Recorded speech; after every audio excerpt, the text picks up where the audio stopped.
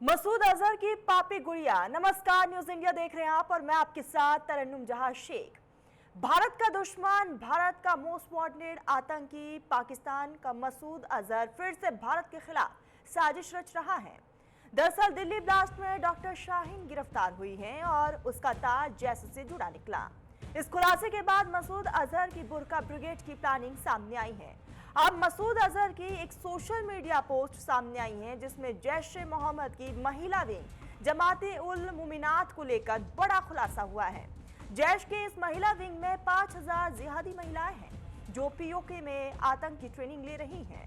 अब सवाल यह है कि आखिरकार मसूद अजहर के जहर को खत्म कैसे किया जाए। पहले एक रिपोर्ट दिखाते हैं, फिर हम इस पर चर्चा करेंगे।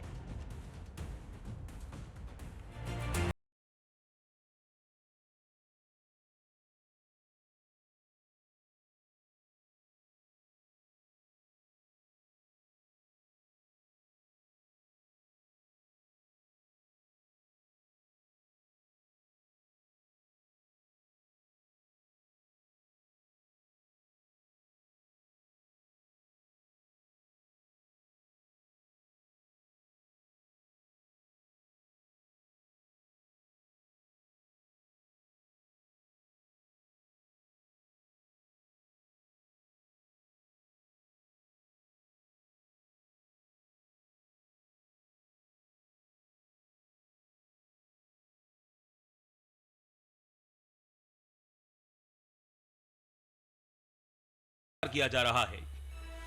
दावा किया गया है कि इन महिलाओं को ब्रेन वॉश कर उन्हें फिदाइन बनाया जा रहा है। मसूद अजहर की पोस्ट में लिखा है, जैसे जैसे जमात उल मुमिनात में महिला सदस्यों की संख्या बढ़ रही है, अब जरूरत है जिलावार संगठन तैयार किया जाए। मसूद अजहर जिस तरह से बुर्का ब्रिगेड तैयार कर रहा है, जिहाद की तैयारी कर रहा है, उससे भारत के लिए खतरे की बात है। अभी 10 नवंबर को दिल्ली ब्लास्ट में खुलासे होने शुरू हुए तो आतंकी डॉक्टर शाहीन गिरफ्त में आई और उसके तार मसूद अजहर की बुर्का ब्रिगेड से जुड़े मिले। अब दिल्ली ब्लास्ट के बाद जिस तरह से जैश से 5000 जिहादी महिलाएं जुड़ी हैं, उससे सुरक्षा एजेंसियों को अलर्ट रहने की जरूरत है। जैश ए मोहम्मद ने जो प्लान तैयार किया है, उसके तहत पीओके के हर जिले में जमात उल मुमिनात का अलग दफ्तर बनाया जाएगा, जहां भर्ती से लेकर कथित आतंकी ट्रेनिंग तक की प्रक्रिया भी पूरी होगी।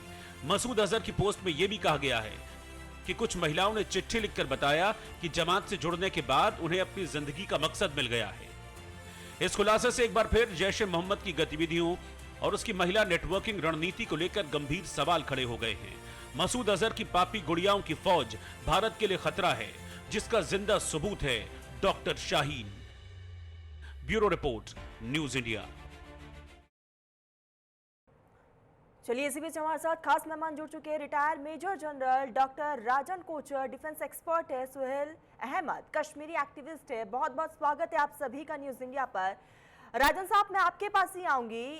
जैश का एक और मंसूबा जो है वो तैयार हो रहा है। अब इस ब्रिगेड में महिलाओं को शामिल किया जा रहा है। हालांकि इससे पहले भी हमने कई ऐसी तस्वीरें देखी है जहां बुर्का महिलाओं को तैयार किया जा रहा है। सबसे बड़ा सवाल यही है कि आखिर इस पर पाबंदी कैसे लगेगी, किस तरीके से इस पर रोक लगाया जाए।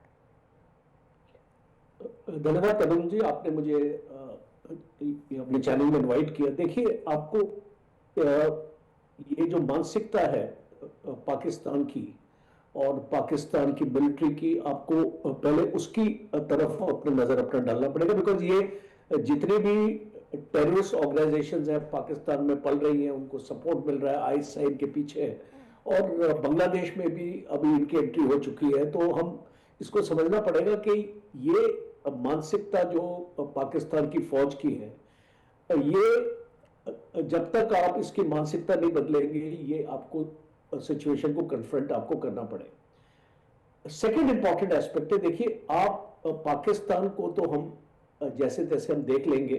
हम अपने जिस तरीके से हमने अपनी स्ट्रेटेजी बना रखी, आप जल्दी ही देखेंगे कि पाकिस्तान को कुछ ना कुछ जवाब अपना मिलता रहेगा। बट मेरा कंसर्न, और खास तौर पर मैं आपके चैनल पर जिक्र करना चाहता हूं, हमारे देश के अंदर क्या हो रहा है, मेरा कंसर्न वो है। देखिए, पाकिस्तान को तो जो भी स्ट्रेटजी हम उसको बनाते रहते, हम यू अंदर के लोगों को कैसे आइडेंटिफाई करें, और जो ये अभी हमने देखा रेड फोर्ट ब्लास्ट में, डॉक्टर्स का नेटवर्क और इस टाइप का जो नेटवर्क, ये सारे हमारे भारतीय तो है, ये कोई पाकिस्तानी तो नहीं है। बिल्कुल। तो फिर ये ऐसी हरकतें क्यों कर रहे हैं, भारत के अंदर रह के देशद्रोह कर रहे हैं, और इसको जड़ ये अपने देश की ही खोखली कर रहे हैं। तो इसमें मैं दो इंपॉर्टेंट चीजों का जिक्र करूंगा। एक है रोल ऑफ सिविल सोसाइटी। देखिए, बहुत आसान होता है सिक्योरिटी फोर्सेस के ऊपर ब्लेम डालना कि वो जो आपका अमोनियम नाइट्रेट 2900 kg आ गया, उसको कैसे आने दिया और कौन आपके रिस्पॉन्सिबल थे, और जो आपके इसको नू में एक जो दिल्ली के पास हरियाणा का शहर है, वहां पे ये इतने सारे स्लीपर सेल कैसे एक्टिव है, और पुलिस ने इनको, देखिए, इनको जो भी प्रोटेक्शन मिलता है वो हमारे लोग ही देते हैं। करप्शन हर एक जगह है, और मैं कई चैनल्स में डीजीपी भी थे पुलिस के, मैंने उनके सामने सवाल किया उनको कि देख, आप जो कैसे नहीं आइडेंटिफाई कर सकते ये लोग इस मोहल्ले में रहते हैं और इस टाइप की हरकतें करते हैं, और आपकी इंटेलिजेंस क्या बोलती है इसके बारे में। दूसरा इंपॉर्टेंट है, आपने एक सिविल सोसाइटी का रोल ये है कि हम अपने नेबरहुड में देख रहे हैं क्या हो रहा है, फिर भी हम चुप रहते हैं। क्यों रहते हैं? बिकॉज हम सोचते हैं कि यार हमको क्या लेना देना इससे। तो वो एक सोच बदलने की जरूरत है, बिकॉज जब तक आपकी सिविल सोसाइटी जागरूक नहीं करेंगे, आप उनकी एक रिस्पॉन्सिबिलिटी नहीं उसको समझेंगे, और इसको मजाल है ऐसी चीजें। राजन साहब, आपने बहुत सही जिक्र किया है कि आइडेंटिफाई आखिर कैसे करें, ये एक बहुत मुश्किल काम है। बनी रहिएगा, आऊंगी मैं आपके पास। सुहेल साहब, मैं आपके पास ही आऊंगी। जैसा कि राजन साहब ने भी जिक्र किया कि आइडेंटिफाई करना बहुत मुश्किल है, लेकिन पीओके में एक बहुत बड़ा ब्रिगेड महिलाओं का तैयार हो रहा है। तो आपका बहुत बहुत धन्यवाद राजन सर, जय हिंद सर, आपका बहुत धन्यवाद सर। पहले तो आप सब लोग का बहुत बहुत धन्यवाद सर। और मैम, तरुण मैम, ये जो चीज़ सर ने कही, बहुत सही बातें कही है सर ने, क्योंकि बहुत ज़रूरी है मैम। क्योंकि अगर ये चीज़ देखी जाए मैम, इसमें हमारा भी कुछ, हमारी कुछ, क्योंकि मैं बेसिकली कश्मीर से मैम, हमारी बहुत बड़ी गलती है इसमें, क्योंकि ये पालने वाले हम लोग ही है। अगर 88 से आप बात करेंगे, 88 में यहाँ हालात खराब हुए मैम, उसके बाद यहाँ चलता रहा कश्मीर में, इनको पाला हमने ही है। आप आज अगर ये ब्रिगेड बनाए मैम, पहले से, ये आज की बात नहीं है। अगर आप 2000 के दौर में देखेंगे, 2000 के दौर में भी ये चीज़ हुई है। महिलाएं बहुत सारी एक्टिव हुई थी, जो कोई लश्कर के साथ गई थी, कोई जैश के साथ गई थी। तब वहाँ पे कश्मीर में एक जैश का होता था, टॉप कमांडर, सर को पता होगा, ये सैफुल्लाह के नाम से जैश का एक कमांडर था पाकिस्तान का, वो वहाँ पे लड़कियों को एक्टिवेट करता था। व्हाइट कॉलर है, व्हाइट कॉलर है, अच्छे पढ़े लिखे इसमें शामिल हो रहे हैं, इनका ब्रेन वॉश उसी पे आ रहा हूँ। यस मैम, उसी पे आ रहा हूँ मैम, मैं उसी पे आ रहा हूँ। इसमें कैसा मैम, इसमें क्या होता था पहले, क्योंकि इनको क्या कहते हैं, ब्रेन वॉश किया जाता मैम। इसमें बहुत बड़े बड़े लोग हैं, जो मतलब मैं इसमें कश्मीर की ही बात नहीं करूंगा कि अगर कश्मीर को ही बोलूंगा मैं, कश्मीर के ही बहुत बड़े बड़े लोग हैं जो पीएचडी स्कॉलर्स है, जो इनको ब्रेन वॉश करते हैं। ऐसा नहीं है, इसमें और भी लोग हैं बाहर के। कश्मीर के एक बहुत बड़ा नाम है कश्मीर का मैम, सर को पता होगा, जो कासिम फख्तू, जो इस वक्त जेल में, आसिया अंद्राबी, क्योंकि कासिम फख्तू का एक नाम है मैडम, जो मतलब यहाँ लोगों को मोटिवेशन देता था, जिसमें उसकी वाइफ बराबर की शरीक थी, जो आसिया अंद्राबी है, ये बराबर की शरीक थी। लड़कियों को कैसे मोटिवेशन कर रहा है, आप देखा होगा आपने कश्मीर में जब 2019 में जो एक टेररिस्ट मारा गया मैम, जाकिर मूसा, उसने उस टाइम पे भी एक लड़की जो पुणे में, पुणे में एक प्रेग्नेंट लेडी थी मुस्लिम, जिसने बोला कि मैं जाकिर मूसा से इम्प्रेस हुई हूँ, मैं फिदाइन करने के लिए तैयार हूँ। ये तब भी हुआ था, लेकिन बीच में फिर कश्मीर में हालात बदले, बहुत देर तक आप देखेंगे बहुत सारे मतलब हालात बदले। और ये व्हाइट कॉलर तब से, मतलब ये तब से ही प्लान कर रहे थे कि हम कैसे करें। और इसके बाद क्या हुआ, जो ऑपरेशन सिंदूर हुआ, उसके बाद मसूद अजहर को एक अच्छा खासा झटका दिया, हमारी जो सेना है उन्होंने उनको अच्छा खासा झटका दिया, हमारी सरकार ने, वो उसको यहाँ लग गया, सीधा उसको लग गया। उसी का वो अब उसी की कोशिश कर रहा हो कि कैसे मैं करके इंडिया को कमजोर करूं। लेकिन हमारी सेना बैठी है, वो कभी ऐसा नहीं होने देंगे। और हमारी कुछ ये जो है हमारे लोग बैठे हुए हैं जो इनको मतलब मोटिवेशन करती है, यहाँ से हो रहा है सब कुछ। जैसे अभी सर ने कहा है, अगर हम हमारे कहीं लोग अगर यहाँ पे जैसे यूनिवर्सिटीज में है, कहीं पे भी है, वहाँ की लोकल पुलिस है, वहाँ की एजेंसीज है, उनको प्रॉपर उनकी इन्वेस्टिगेशन करनी चाहिए। आप नहीं कैसा अभी एक डॉक्टर के अंदर है, कल कोई गारंटी नहीं मैडम, ये कल रह सकता है, कल एजुकेशन सेक्टर में हो सकती है ये चीज, कल किसी और गवर्नमेंट ऑफिस में ये चीज हो सकती है, क्योंकि अगर ये स्लीपर सेल से किसी में भी हो सकते हैं। तो मुझे लगता है मैडम कि इसके लिए अभी बहुत जरूरी है, स्ट्रिक्ट होना पड़ेगा गवर्नमेंट को, ये सब चीज लोगों को बाहर निकालना पड़ेगा। नहीं तो ये लोग अभी कोशिश कर रहे हैं, जो इनको पता है इस वक्त पाकिस्तान जानता है कि हिंदुस्तान इस वक्त बहुत पावरफुल होता जा रहा है, और वो अब उसको मालूम है मैं हिंदुस्तान से लड़ नहीं सकता, कि मेरे बस का नहीं है कि हिंदुस्तान से कुछ भी। अब वो कोशिश कर रहा है हिंदुस्तान को कमजोर करने की, यही उसकी वजह है कि वो अभी अपना जो उसके जो यहाँ के जो आका बैठे वो लोग को बोल के यहाँ पे बोलते हैं भाई महिलाओं को एक्टिव करो, क्योंकि आदमी को तो पकड़े जा रहे हैं। और आदमी अभी देखेंगे आप, जो व्हाइट कॉलर में जो उसे डॉक्टर्स अच्छी खासी सैलरी ले रहे थे मैडम, ये लोग अच्छी खासी सैलरी मिलती है लोग, फिर भी ये लोग नहीं किया, मतलब क्यों किया? बिल्कुल सुहेल साहब, और यही कहीं बहुत हैरानी वाली बात भी है। राजन साहब, मैं आपके पास ही आऊंगी।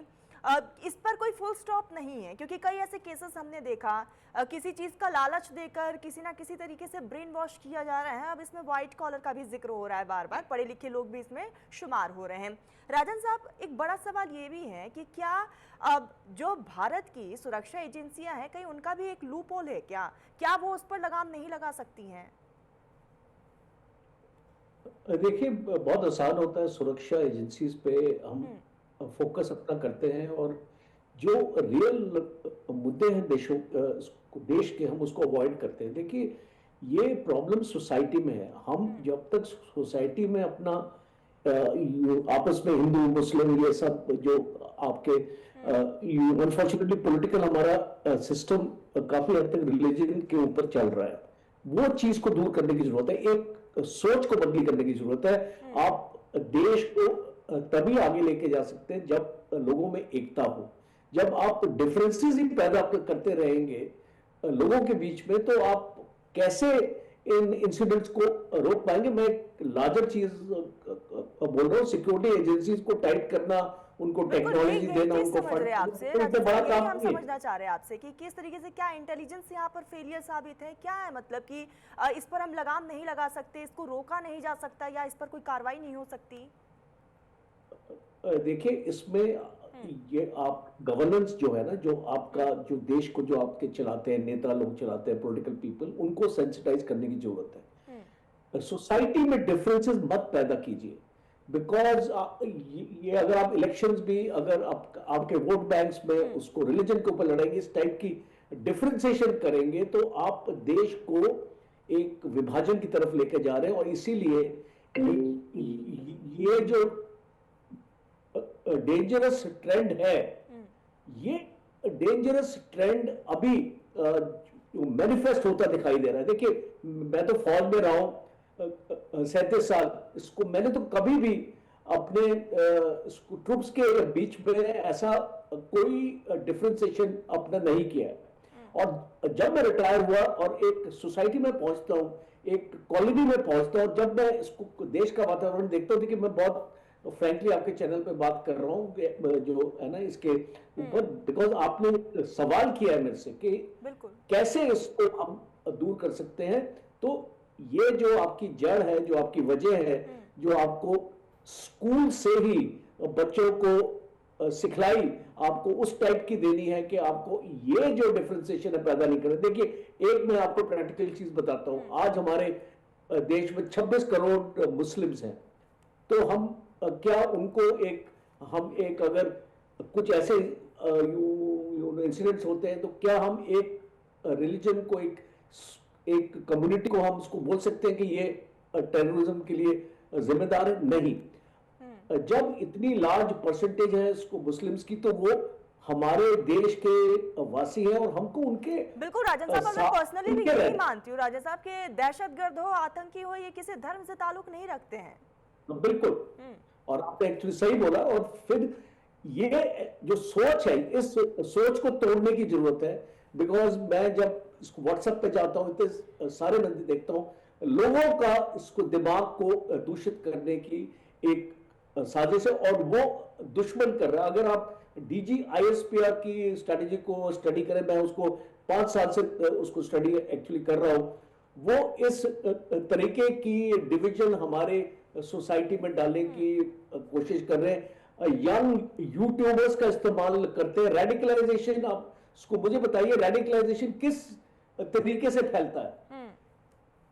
जब आप सोच के ऊपर जो आपको अफेक्ट करते, चोट पहुंचाते हैं लोगों राजन साहब, को। ये फिर कहना बिल्कुल गलत नहीं हो सकता कि यहाँ पर साइकोलॉजिकल अटैक किया जा रहा है। देखिए, अगर चाइना को देखूं, चाइना का 3 वॉरफेयर स्ट्रेटेजी क्या है?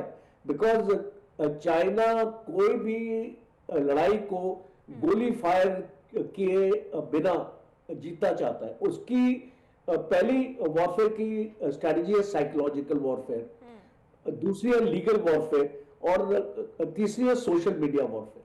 तो वो जिस तरीके से अपने आप को प्रोजेक्ट एक्चुअली करना चाहता है, अपनी ताकत को इतना दिखाना चाहता है कि आपका एडवर्सरी डर जाए। तो इसीलिए 2021 में मैंने एक किताब लिखी थी, ब्रेकिंग द चाइनीज मिथ।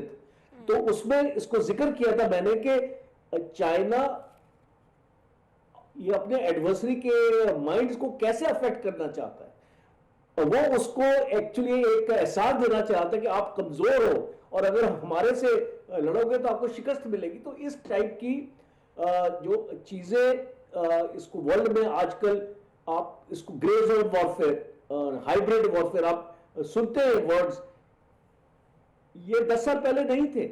पर आजकल का जो एक स्ट्रेटेजिज्म ये हो रहा है और जो हमारे जो एडवर्सरीज है वो इस टाइप की लड़ाई में ज्यादा अपने पैसे इन्वेस्ट कर रहे हैं। आपने इसको देखा, ऑपरेशन सिंदूर में पाकिस्तान ने कितना एक्चुअली पैसा खर्च किया वेस्टर्न मीडिया के ऊपर एक नैरेटिव बनाने के लिए कि वो लड़ाई जीत गए। और उसका आपका नतीजा आपको मिला कि कांग्रेस एक कमेटी है यूनाइटेड स्टेट्स में जिसने एक स्टेटमेंट दिया है कि पाकिस्तान लड़ाई जीता है। तो आप देखिए कंट्रीज कितना पैसा खर्च कर रही हैं इस नैरेटिव के ऊपर, और वो भारत में भी इतना उसको पैसा लगा रहे हैं इसको नैरेटिव के ऊपर कि लोगों के माइंड को अफेक्ट किया जाए, उनको बताया जाए कि आपस में आप अपना इसको झगड़ते रहो।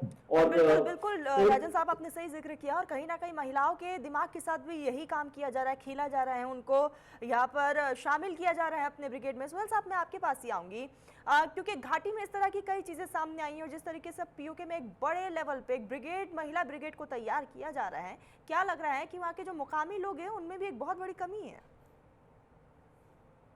मैम, क्योंकि मैं वही कह रहा हूँ आपको मैडम, क्योंकि ये जो तरन्नुम जी, जो मैं वही कह रहा हूँ आपको, जो घाटी में जो चीज़ें चली थी 88 से एंड अब जाके जो अगर देखा जाए, क्योंकि सर खुद आर्मी में रह चुके हैं, इनको पता है अब यहाँ काफी हद तक यहाँ पे, क्योंकि जब यूट्यूब स्टार्ट हुआ काफी सारी सोशल, तो लोगों को समझ आया ये गलत है। और अब इसमें क्या हुआ, क्योंकि कश्मीर के आज की डेट में भी आप देखेंगे कश्मीर के काफी सारे लोग इस वक्त पीओके में रहते हैं। लेकिन सुहेल साहब, अभी भी वो तस्वीरें बदली नहीं है, जैसा पहले था वैसे ही अभी भी हम देख रहे हैं। आप समझिए ना, 500 नहीं, ऐसा नहीं है, ऐसा नहीं है तरन्नुम जी, बदला है। हाँ। ये क्योंकि होता रहेगा, मैं कह रहा हूँ आपको, ये क्या हो रहा है, मतलब पाकिस्तान, अगर आप पाकिस्तान आर्मी की बात करेंगे, पाकिस्तान आर्मी को अभी ऑपरेशन सिंदूर में इतना बड़ा झटका लग रहा है क्योंकि वो जान चुके हैं कि हम वही उसी चीज का वो कोशिश कर रहे हैं, हम कैसे उसका हिंदुस्तान से बदला लें। और वो इसीलिए कर रहे हैं क्योंकि हमारे लिए बहुत बड़ा खतरा है। जैसे बीच में, क्योंकि उनका आपस में अभी अफगानिस्तान के साथ भी नहीं, अफगानिस्तान भी वो लोग को सपोर्ट नहीं कर रहा है वहां से, कि पहले वो अफगानिस्तान को यूज कर रहे थे पाकिस्तान, अब अफगानिस्तान सपोर्ट नहीं कर रहा। पीओके के भी लोग ऑलमोस्ट इस वक्त अगर देखेंगे, पीओके मैंने जहां तक मेरी पीओके से काफी लोग वहां से बहुत आगे गए, क्योंकि पीओके में ये लोग के जो जहां पे लोग आतंकवादी को ट्रेनिंग कराते थे वो काफी आगे चले गए। वो पीओके में भी इस वक्त काफी सारे, अगर आप देखेंगे 50-50 की बात है, 50% लोग इस वक्त पाकिस्तान आर्मी के अगेंस्ट है, क्योंकि वो लोग के ऊपर इतना जुल्म कर रहे हैं वो लोग। लेकिन अब जो मतलब अभी जो आप बता 5000 छोटी बात नहीं है, ये हमारे लिए, हिंदुस्तान के लिए बहुत बड़ा खतरा है। और अगर इसको टाइम पे हमारी सेना, हमारी जो सरकार है, हमारी सेना, अगर इसको टाइम पे मैम डिस्ट्रॉय नहीं किया गया, इसको खत्म नहीं किया गया, हमारे लिए जिक्र राजा साहब भी कह रहे थे कि आखिर हम इसको आइडेंटिफाई कैसे करें, कहीं ना कहीं एक बहुत बड़ा लूपहोल है। नहीं, इसके लिए मैं वही कह रहा हूँ, इसके लिए हमें खड़ा होना पड़ेगा। हमें ऐसे लोग हैं वो लोग को हमें आइडेंटिफाई करना पड़ेगा कि भाई ये इंसान है, हमें सिक्योरिटी एजेंसियों के साथ मिलके उसके लिए काम करना पड़ेगा। सर ये महिला, हमें इस पे शक हो रहा है, आइए ऐसा हम कर सकते तभी होगा, नहीं तो नहीं होगा। ये बहुत मुश्किल है, क्योंकि सिक्योरिटी एजेंसी भी कितना करेगी। एक सेना यहाँ पे बैठी है, वो बॉर्डर्स की रक्षा करेंगे, लोगों की रक्षा करेंगे, ये चीज के पीछे कितना करेंगे। हमें वो लोगों को सपोर्ट करना पड़ेगा। जब तक हम सपोर्ट नहीं करेंगे तब तक नहीं हो सकता। एक सिविल सोसाइटी, जो सर ने कहा, हमें इसके लिए जागना बहुत जरूरी है, और जब हम करेंगे तभी हो सकता है मैडम, नहीं तो बहुत मुश्किल है। सुहेल और साहब, हमारे लिए बहुत वही मुश्किल हो वही जाएगा। समझने की बात है कि हम भी कैसे करेंगे। अब आप कैसे पहचान करेंगे कि मैं कैसे बिलोंग करती हूँ, मैं कैसे पहचान करूंगी कि आप कहाँ से बिलोंग हमें करें, कैसे हमें है ना? हमें इस चीज को वॉच हाँ, हमें इस चीज को इनको वॉच एक करना बहुत अच्छी पड़ेगा कि ट्रेनिंग दी अगर, जाती है, बहुत। शाहीन उन्हीं में से हाँ एक है, हाँ, doctor Shaheen. Yes yes ma'am, वही हाँ, वही उसी पे जा रहा हूँ। हमें उस चीज को देखना पड़ेगा। अगर हमारी माँ बहन या हमारी फैमिली या हमारे से कोई कांटेक्ट करने की कोशिश करता, हमें कहता है कि भाई ऐसा है, जहाद है, क्योंकि जहाद का ये लोग क्या करते हैं, जहाद के लिए सबसे ये लोग क्या करते हैं मैम, कुरान शरीफ खोल देते हैं। भाई कुरान शरीफ में जहाद की जिक्र है, फलानी सूरे में है, लेकिन जिसको मतलब कुरान शरीफ पता, वो समझ जाएगा गलत बोल रहे हैं। जिसको कुरान शरीफ की नॉलेज नहीं, वो कहेगा हाँ ये सच कह रहे हैं, क्योंकि वो आएंगे निकाब पहन के, या तो आएंगे ऐसे मौलाना बन के, कहे वो लोग को लगेगा ये सही है, हम गलत है। तो हमें वो चीज जागनी पड़ेगी, जिसके लिए हमें देखना पड़ेगा ये हमें सही कह रहा है गलत का, वो हमें खुद देखना पड़ेगा। अगर हमारे पास ऐसा कोई आ रहा है, हमें उसको खुद इसी तरीके से हम आइडेंटिफाई कर सकते हैं उसको, कि ये बंदा हमें गलत रास्ते पे ले जा रहा है। इसको हमें या तो सिक्योरिटी एजेंसी, हमें समझना पड़ेगा ये क्या करना चाहता है। ठीक है राजन साहब, मैं आपके पास ही आऊंगी। क्या लग रहा है, lack of information, lack of knowledge की कमी है, इसीलिए महिलाओं को सॉफ्ट टारगेट है महिलाएं, इसीलिए उनको शिकार बनाया जा रहा है? देखिए, lack of education, lack of knowledge मैं नहीं बोलूंगा, बिकॉज ये सारे एजुकेटेड लोग हैं। आपने देखा डॉक्टर शाहीन का आपने नाम लिया, तो इनको लैक ऑफ नॉलेज तो हो नहीं सकती ना, तो इनको लैक ऑफ एजुकेशन हो सकती है। तो ये एक जो लेकिन राजन साहब, 5,000 लोगों में जरूरी नहीं है कि सब डॉक्टर हो, कोई इंजीनियर हो, बहुत कोई आम व्यक्ति भी हो सकता है। देखिए, जब गुर्बत होती है ना, जब आपको गरीबी होती है, तो आप जल्दी इस चीज का अपने शिकार बनते हैं कि अगर आपकी 5,000 महिलाओं को तैयार किया जा रहा है, तो उसमें से एक काफी परसेंटेज होगी जो बहुत ही गरीब फैमिली से आती हैं, उनके पास खाने के लिए 2 रोटी नहीं। पर आप जब उनको ये सहूलियतें अपना देते हैं, और जो आप उनको एक लॉजिस्टिक सपोर्ट देते हैं, आप उनको एक फैमिली की तरह वो उसको करते हैं। और दूसरा, आप अपने लोगों को भी जो उस कम्युनिटी में फैला देते हैं, जो इनको इन्फ्लुएंस करते हैं। तो जब हम इस चीज को देखते हैं, इन्फ्लुएंसिंग इसको फैक्टर हम देखते हैं, तो वो जैसे हमने कश्मीर में भी देखा कि रेडिकलाइजेशन, अभी जो हमारे जो पैनलिस्ट, रिस्पेक्टेड पैनलिस्ट भी बोल रहे थे कि वो जो रेडिकलाइजेशन सोसाइटी की होती है, बच्चों से शुरू होती है। स्टोन पेल्टिंग आपने इसको देखा कश्मीर में, पैसे देके लोग इसको स्टोन पेल्टिंग करते थे, बाद में इसको बंद कैसे हो गई है ऑल ऑफ अ सडन, जब ये आपका जो इसको गवर्नमेंट चेंज हुआ, और जब इसके ऊपर एक स्ट्रक्चर आ गया, तो ये इसको बंद कैसे होगी ऑल ऑफ अ सडन। तो ये सारी चीजें गवर्नमेंट को बहुत क्लोजली काम करना पड़ेगा लोगों के साथ। बिल्कुल बिल्कुल राजन साहब, और कहीं ना कहीं लोगों को जागरूक होना बहुत ज़रूरी है, और साथ ही साथ इस मुल्क के साथ, इस देश के साथ वफादार होने की भी बहुत ज़रूरत है। वक्त की बहुत कमी है। राजन साहब और सुहेल साहब, आप दोनों ने अपना बहुत कीमती वक्त न्यूज़ इंडिया को दिया है, आप दोनों का बहुत बहुत शुक्रिया। फिलहाल बुलेटिन में बस इतना ही। आप देखते रहिए न्यूज़ इंडिया।